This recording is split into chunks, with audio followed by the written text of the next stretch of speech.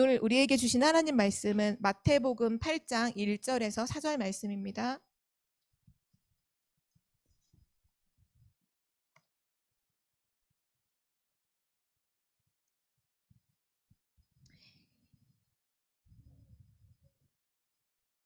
마태복음 8장 1절에서 4절, 우리 4절 말씀을 한 절씩 교독하시겠습니다. 예수께서 산에서 내려오시니 수많은 무리가 따르니라.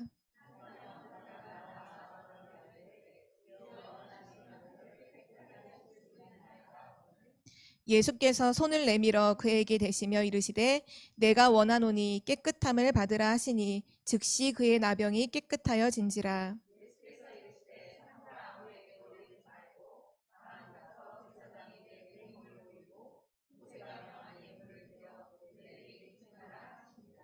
아멘. 네, 오늘 말씀의 제목은 예수님의 권능을 체험하려면입니다.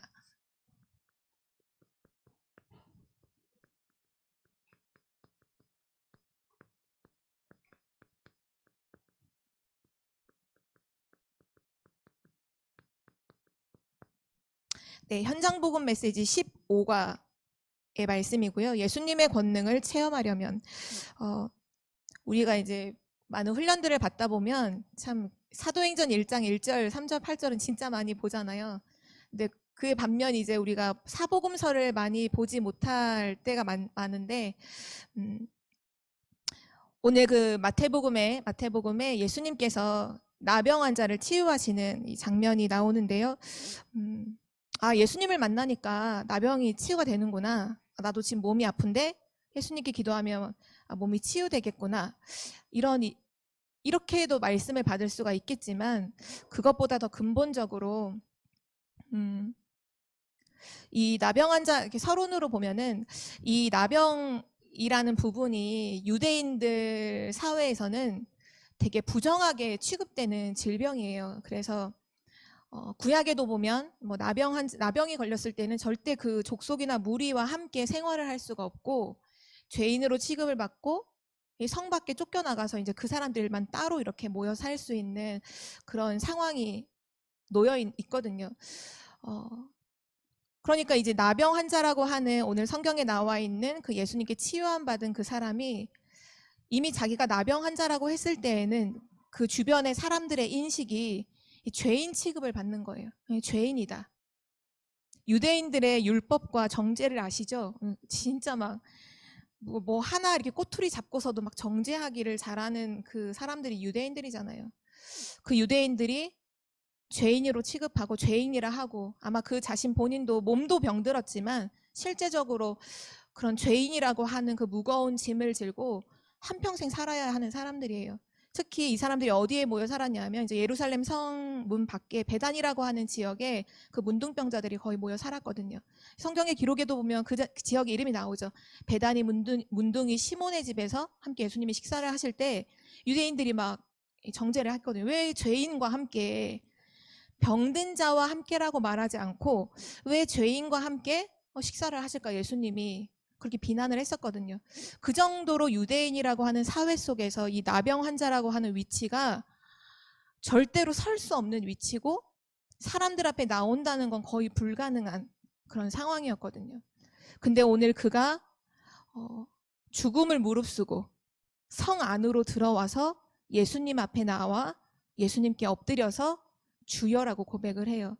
우리가 오늘 이 말씀을 통해서 그냥 질병 걸린 사람이 치유받았구나가 아니라 어쩌면 한평생 진짜 자기가 죄인임을 알고 절대 하나님 앞에 사람 앞에도 나갈 수 없는 존재라는 걸 느끼고 있는 한 그 영혼이 진짜 하나님 앞에 그리스도 앞에 예수가 그리스도이시기 때문에 나아가서 그 하나님의 은혜를 간구했던 그 중심과 자세를 오늘 우리는 가지고 그렇게 하나님 앞에 서야 하는 것 같아요.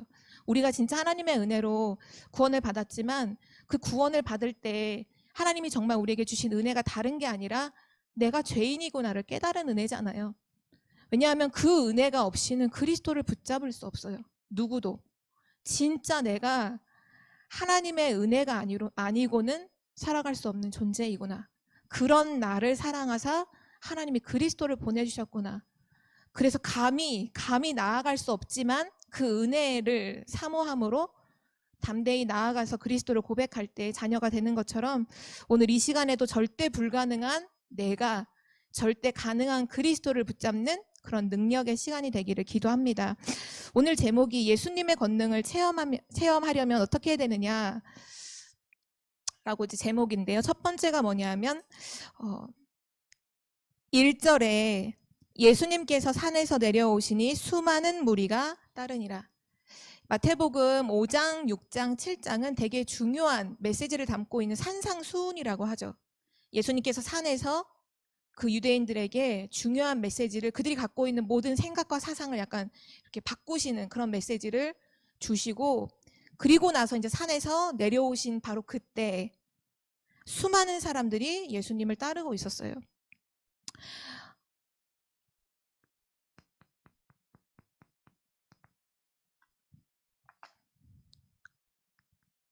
예수님을 만날 기회를 놓치지 말아야 돼요.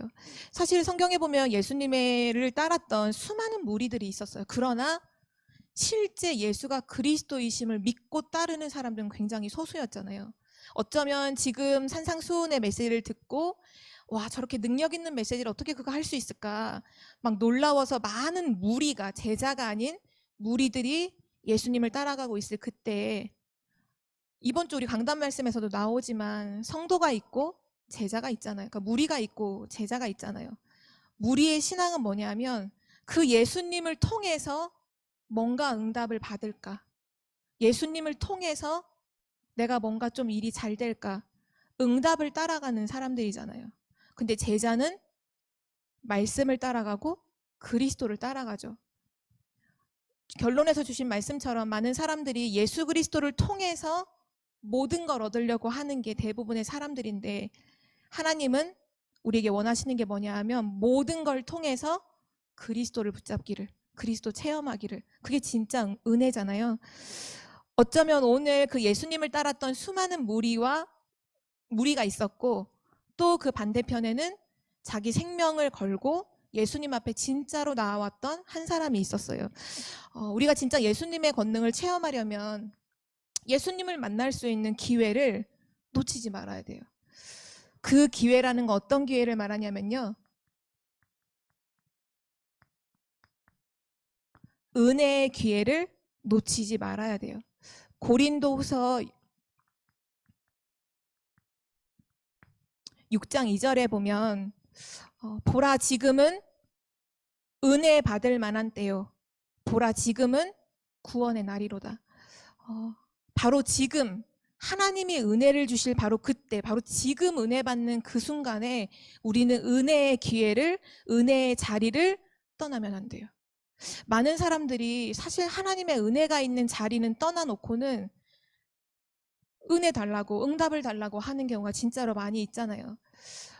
어쩌면 지금 우리가 예배를 오늘 나와서 이 자리에 앉아 있는데 우리는 오늘 뭘 한 거랑 같은 거냐 하면 은혜의 기회를 붙잡은 것과 같은 거예요. 오늘 우리가 원해서 나왔다고 생각하실 수도 있지만 사실은 하나님이 은혜 주시지 않으면 우린 이 자리를 기억할 수 없고 이 자리를 나올 수가 없어요. 그래서 은혜의 기회가 왔을 때 그때 그 은혜 속으로 깊숙이 들어가 그리스도를 만나는, 그리스도를 붙잡는 그 순간이 되어야 돼요.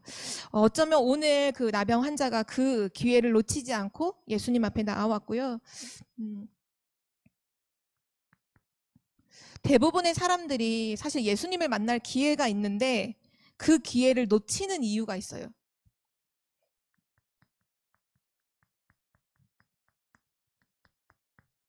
그 이유가 뭐냐 하면 오늘 1절에 나왔던 많은 무리, 많은 군중들 때문이에요. 쉽게 말하면 사람 때문에 이 은혜를 놓쳐요. 사람을 보면서, 이제 교회 안에도 보면 사람 보면서 은혜 받기도 하고 사람 보면서도 낙심하기도 하고, 결국은 진짜 은혜를 주시는 분은 하나님이신데 자칫 잘못하면 사람을 바라보고서 신앙생활을 할 수 있거든요. 사람 바라보고서 낙심할 수가 있거든요. 근데 우리는 지금 정확하게 알아야 될 건 뭐냐면 사람을 보면서 낙심하지 말아야 하고요. 또한 사람을 보면서 사람 때문에 은혜 받는 것도 그것도 맞지 않아요. 왜냐하면 사람은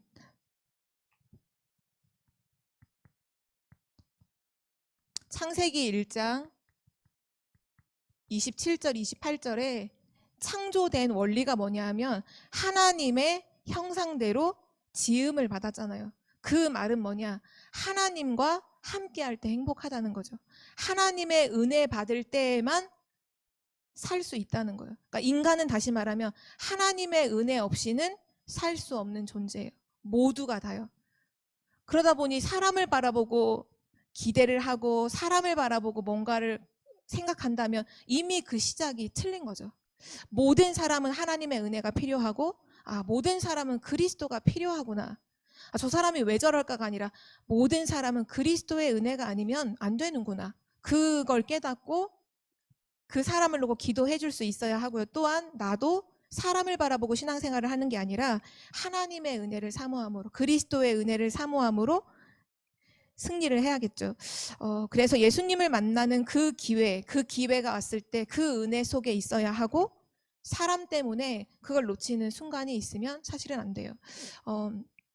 이거는 뭐 되게 단순한 이야기이기도 하지만 뭐 청소년 수련회나 세계 랩넌트 대회를 가면 항상 결단의 밤이라는 게 있잖아요. 근데 그 결단의 밤이라고 할 때 지금은 이제 워낙 뭔가 분위기가 다 일어나는 분위기라서 다 분위기로 다 이렇게 일어나지만 실제로 진짜 하나님 앞에 내가 쓰임 받기를 간구하는 사람은 지금 옆에 있는 사람 신경 쓰지 말고 자 일어나라 할 때 다들 이제 사람을 많이 의식하고 생각을 하잖아요. 뭐 심지어는 뭐 이렇게 대표 기도 같은 경우 교회 안에서 대표 기도를 할 때에도 사실 대부분의 분들이 그 혼자서 기도하는 거에 대해서는 뭐 두려움이 없으신데 뭐 예를 들면 오늘 같은 경우도 제가 수요일에 기도하시는 분이 이제 오늘 못 나오셨어요. 그러면 만약에 제가 네 오늘 기도자가 안 나오셨네요. 그럼 박윤경 권사님 나와서 기도해 주세요 하면 그럼 다들 되게 당황을 하시고 막 그렇게 실제로 하시거든요. 실제 막 저를 만약에 시켜도 아마 그럴 거예요. 왜냐하면 우리가 순간 자칫 잘못하면 하나님 앞에서라는 것보다는 사람 앞에서 그렇게가 될 수 있거든요. 근데 이게 이 사람이 너무 믿음이 없어서 그렇고 너무 약해서 그렇고 그게 아니라 우린 어쩔 수 없이 그 부분이 항상 늘 돌아가는 뭐라 그러죠? 그쪽으로 항상 가게끔 돼요. 그래서 그게 그런 순간이 왔을 때마다 거기서 딱 벗어날 수 있는 딱 키가 있다면 다른 게 아니라 하나님 앞에서 코람데오라고 하죠. 하나님 앞에서 내가 기도할 수 있고 내가 하나님 앞에서 선택할 수 있고 내가 하나님 앞에서 생각할 수 있는 사단은 어쩌면 이 사람 앞에 서는 것을 통해서 우리의 모든 것들을 다 빼앗아 가잖아요. 그래서 그 사실을 놓치지 않으시고 늘 하나님의 은혜 속에 머무는 그 축복이 있기를 기도합니다. 오늘 또 그 나병 환자가 예수님을 만나는 기회를 놓치지 않았을 뿐만 아니라 중요한 믿음을 가지고 있었는데요. 아주 확고하고 간절한 믿음을 가지고 오늘 예수님 앞에 나아갔어요. 오늘 성경 말씀 2절에 보면 한 나병 환자가 나와 이게 그냥 나온 것 같지만 나병 환자가 그 자기가 있는 베단이라고 하는 문둥이만 있는 나병 환자만 모여 있는 거기 거주지를 떠나서 성문 안으로 들어와 예수님 앞에 나아갔다는 건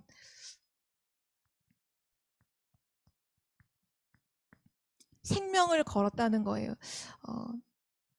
왜냐하면 문둥 이 병이 전염성이 큰 병이기 때문에 성 안으로 들어왔다?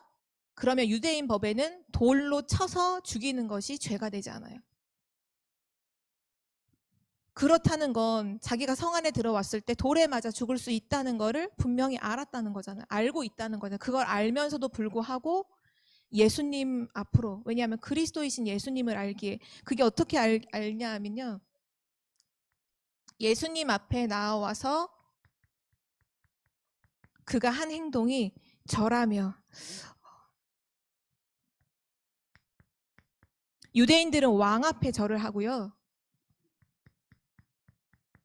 종이 주인 앞에 엎드려 절하거든요. 이 사람이 참 인생 만왕의 왕이신 예수님 앞에 절을 하고 자기 인생의 주인 되신 예수님 앞에 와서 절을 했어요. 경배한 거죠. 그리고 와서 뭐라고 말을 했냐면요, 주여라고 불러요. 주여, 원하시면. 이미 주여라는 고백 속에 예수님이 누구인지 알았다는 거잖아요. 성경에도 보면 많은 무리들, 특별히 예수님을 팔았던 가룟 유다 같은 경우에는 한 번도 예수님을 주라고 고백한 적이 없죠. 선생님이요 라고 고백을 하죠. 주라는 고백은 진짜 인생의 주인이신 하나님이신 그리스도이신 그분을 고백하는 믿음의 고백인데, 이 나병 환자가 예수님 앞에 나와서 주여라고 말하고는 주여 원하시면, 내가 원합니다가 아니라 주여, 주께서 원하시면, 하나님이 원하시면, 주께서 원하시면, 내 뜻을 구한 게 아니라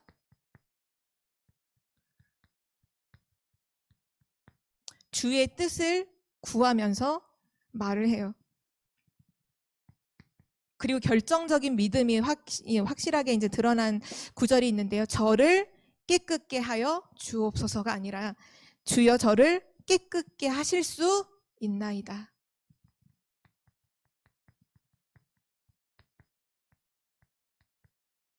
주께서는 저를 깨끗게 하실 수 있음을 내가 믿습니다라고 나와서 고백을 해요. 응답받기 전에 이미 응답을 확신하고 있었어요. 이 사람은 반드시 그리스도의 능력을 체험하게 돼요. 우리가 사실은 다른 게 아니라 믿음으로 서지 못하기 때문에 하나님의 능력을 체험하지 못하는 거잖아요. 진짜 우리가 불신앙하지 않고 예수가 그리스도이심을 진짜로 믿고 모든 문제와 상황과 사건 속에서 그리스도를 고백할 수 있다면, 믿음으로 붙잡을 수 있다면 우린 날마다 그리스도를 체험할 수밖에 없거든요. 오늘 나병 환자가 바로 예수 그리스도께 나와서 그걸 고백한 거예요. 정말 주이심을 고백하고 나의 왕이심을 고백하고 주인이심을 고백하면서 주께서는 하실 수 있음을 딱 고백을 해요. 그 믿음으로 나온 거죠. 그래서 우리에게도 진짜 하나님의 능력을 체험하려면 은혜의 기회를 놓치지 말아야 하고, 두 번째는 믿음으로, 진짜 확실한 믿음으로. 우리가 예수가 그리스도이심을 믿는 믿음은 구원 얻는 믿음이죠. 이제 구원받는 자에게는 두 가지 믿음이 필요해요. 그게 뭐냐 하면 하나님의 능력을 믿는 믿음이요, 그리고 하나님의 말씀을 믿는 믿음이요. 이 두 가지 믿음을 가지고서 우린 현장에 승리하는 거예요. 다른 게 아니라 현장에서 어떻게 승리하느냐, 하나님의 능력을 믿는 믿음으로 위드 임마누엘 원네스를 누리고요. 그리고 하나님의 말씀을 믿는 믿음으로 강단의 말씀과 오늘 현장의 기도수첩의 말씀을 묵상하고 나아가는 거예요. 진짜 그 믿음을 가질 때 증거를 얻게 되고요. 그래서 그 믿음을 가지고 나아갔던 나병 환자가 예수님을 만남으로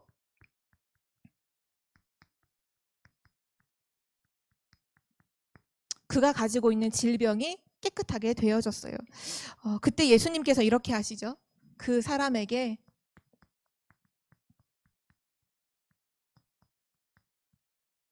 손을 내밀어, 주의 손을 내밀어. 성경은 구약에 이렇게 표현을 했어요. 주의 능한 손과 펴신 팔로 이스라엘 민족을 애굽에서 건져내셨다. 하나님의 손, 하나님의 능한 손으로 이스라엘 백성을 구원하셨다. 오늘도 그리스도께서 우리에게 손을 내미시면, 손을 대시면 능치 못함이 없는 거죠. 오늘 예수님께서 그 나병 환자에게 손을 내밀어 그를 만지시고 그리고 뭐 하셨냐면 내가 원하노니 깨끗함을 받으라. 뭘 하신 게 아니라 말씀하셨어요. 그 말씀하실 때 어떤 일이 일어나냐 하면 즉시 깨끗하게 되어지니라. 우리가 어떻게 하나님의 권능을 체험할까요? 우리가 어떻게 예수님의 권능을 실제 삶에서 체험할 수 있을까요? 능력의 말씀이 내게 임하면 삶은 변화되어지게 되어 있어요. 누구에게든지 하나님의 말씀이 임하면, 하나님의 말씀이 각인되면 그 사람은 그대로 있을 수가 없어요. 만약 말씀은 살았고 운동력이 있는 능력의 말씀이기 때문이죠. 하나님 말씀 자체가 능력이고요. 하나님 말씀 자체가 치유예요.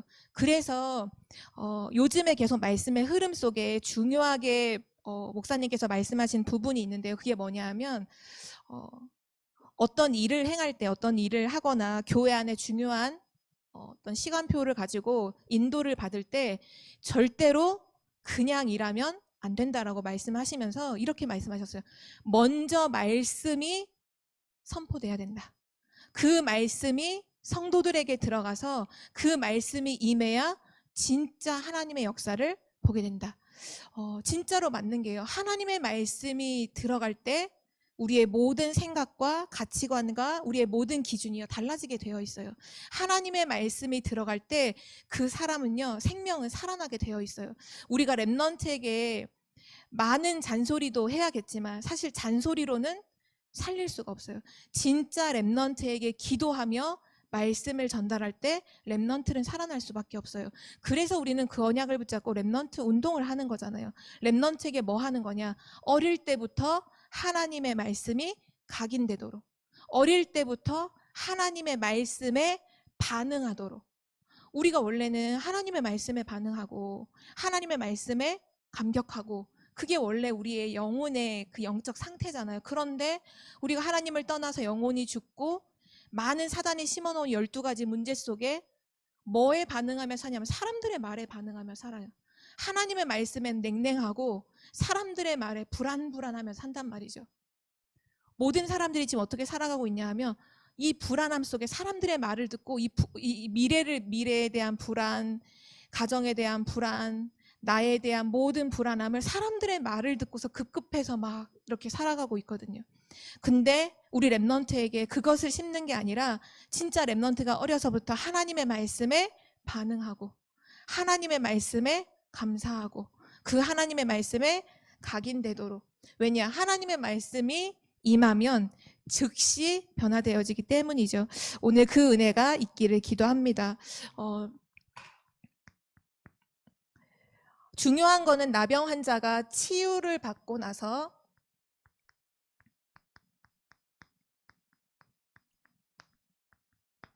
그 이후의 삶인데요. 우리가 한 번 예수 그리스도의 능력을 체험했다. 그것도 너무나 은혜죠. 근데 중요한 거는 그 능력을 날마다 체험할 수 있는 신분과 권세를 가졌잖아요. 그래서 이 능력을 날마다 계속해서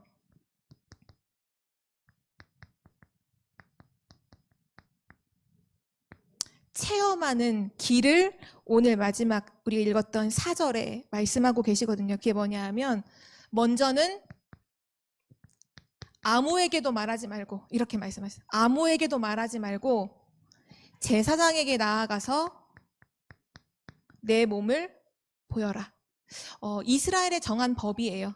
구약에 정해 있는 법이에요. 나병 환자가 치유됐을 때는 어떻게 인정을 받느냐. 먼저 제사장에게 몸을 보여서 눈으로 확인하게끔 하고 그리고 나서 하나님 앞에 정해진 예물을 가지고 그 예물을 하나님 앞에 드려서 예배를 하고 그리고서 오늘 말에는 입증이라고 했는데요.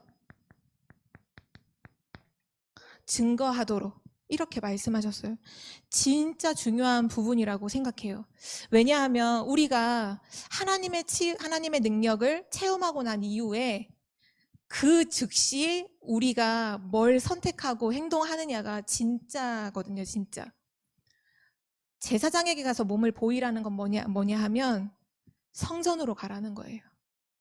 하나님 앞으로 가라는 거예요. 사람에게 가지 말고, 사람에게 아무것도 말하지 말고 성전으로 가라. 우리가 진짜 하나님의 능력을 날마다 체험하는 신앙인이 되려면 뭐 하시면 되냐? 날마다 예배하는 그곳으로, 하나님이 계신 그 성전 앞으로 나아가서 정해진 예물을 드리고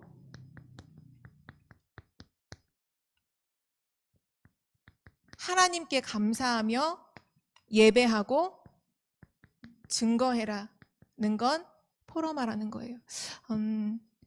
이번 주에 제 다락방 하는 친구 중에 한 명이 시험 기간이었더라고요. 랩런트들한테 그런 얘기를 많이 해요. 랩런트들이 가장 1년 중에서 기도를 많이 하는 그 순간이 한 번씩 와요. 절기처럼 와요. 그때가 대부분이 뭐 안 그런 랩런트도 분명히 있는데 막 영적으로 이렇게 서밋이 아닌 뭔가 늘 이렇게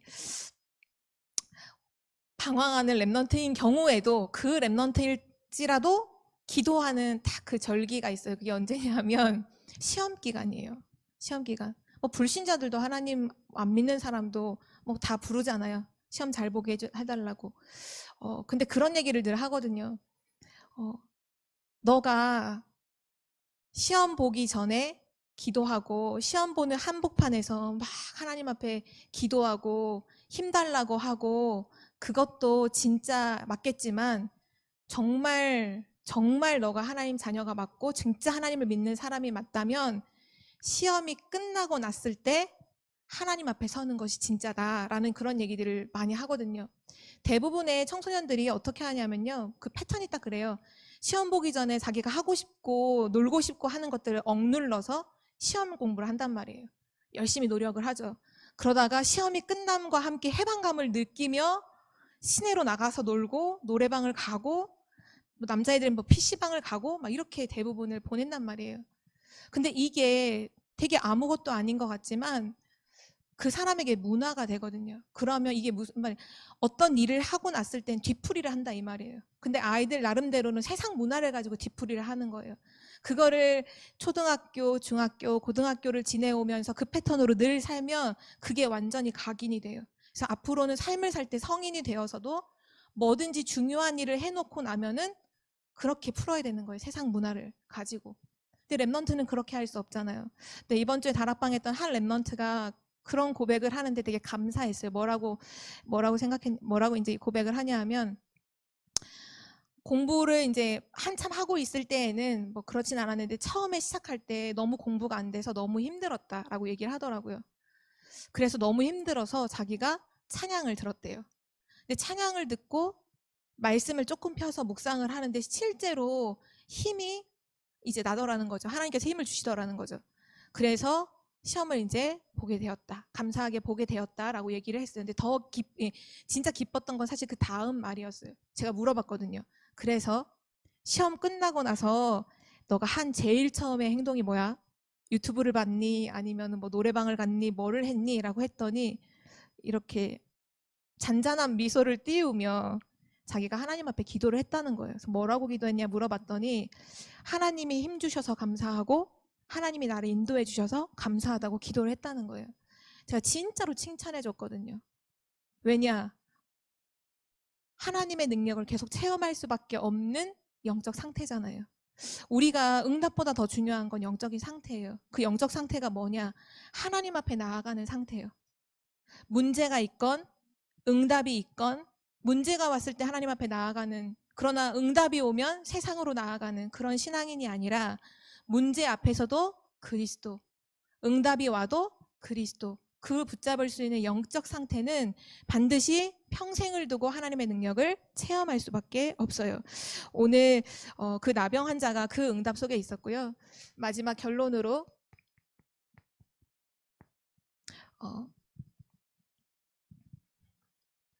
우리가 읽지는 않았지만요. 마태복음 8장 14절에서 17절에 보면 중요한 말씀을 하고 있는데요.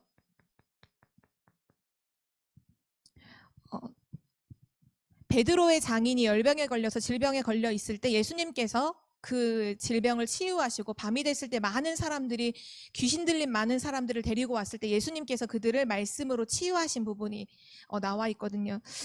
영적인 사실임을 우리 잊지 말아야 돼요. 이때 말씀에서 뭐라고 말씀하시냐면 이사야서 53장 5절의 말씀을 근거로 해서 우리의 연약함을 주께서 친히 담당하셨느니라. 예수 그리스도께서 우리의 모든 질병, 우리의 모든 고통, 우리의 모든 죄악과 저주를 친히 담당하시고 해결하셨다. 그 근거를 들어서 진짜 예수가 그리스도이심을 붙잡는 그 영적인 사실을 놓치면 안 되고요. 또 한 가지는 그 질병을 드는 데 있어 성경은 항상 육신적인 질병이라 할지라도 그 질병의 배후에 영적인 존재가 있음을 늘 말씀하고 있잖아요. 그래서 중요한 영적 사실로 예수 그리스도의 이름으로 흑암을 꺾을 수 있는, 사단을 물리칠 수 있는 그 권세를 누리는 것, 그것이 아주 중요하고요. 또 마지막 한 가지, 히브리서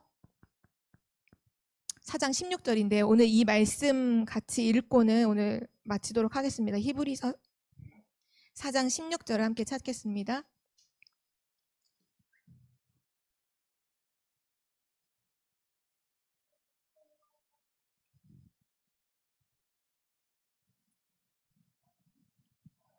자, 히브리서 4장 16절을 함께 읽겠습니다. 그러므로 우리는 긍휼하심을 받고 때를 따라 돕는 은혜를 얻기 위하여 은혜의 보좌 앞에 담대히 나아갈 것이니라. 아멘. 결국은 먼저 우리는 늘 은혜를 받아야 돼요. 그리고 마지막도 결국 은혜 앞에, 은혜의 보좌 앞에 우린 설 수 있어야 돼요. 시작도 마지막도 하나님의 은혜 속에 우린 늘 있어야 돼요. 오늘 그 히브리서의 기자가 쓴 내용이요. 그러므로 우리는 긍휼하심을 받고 구원을 받고 때를 따라 돕는 은혜를 얻기 위하여 모든 시시때때로 모든 일과 모든 사건, 모든 만남, 모든 문제, 모든 응답, 때를 따라 돕는 은혜를 얻기 위하여 은혜의 보좌 앞에 담대히 나아갈 것이니라. 하나님이 오늘도 나에게 은혜를 주신다. 하나님이 오늘도 나에게 은혜 주시면 난 뭐든지 할 수 있어. 내게 능력 주시는 자 안에서 나는 모든 거 할 수 있어. 그 하나님의 은혜 앞에 담대히 나아가는 거죠. 먼저 모든 일 먼저 그 은혜 속으로 가야 되고요. 모든 일의 마무리도 또다시 하나님의 은혜 속으로 나아가 하나님 앞에 예배할 수 있는 그 신앙인, 그 믿음의 사람은 하나님의 능력을 반드시 체험하며 살 수밖에 없어요. 우리 청주복음교회 모든 성도님들이 날마다 그리스도의 참된 능력을 체험하는 신앙인이 되시기를 기도합니다. 함께 기도하고 마칠게요. 살아계신 하나님 아버지 감사드립니다.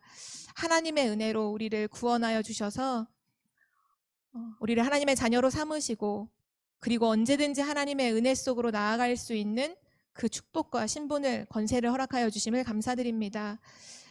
매 순간마다 하나님 앞에 나아가 주 되심을 고백하는 신앙인이 되게 하시고 하나님의 말씀을 따라가며 그 말씀 앞에 무릎을 꿇는 신앙인이 되게 하시고 오직 예수 그리스도를 정확하게 믿고 붙잡고 누리는 영적인 사람들이 될 수 있도록 인도하여 주옵소서.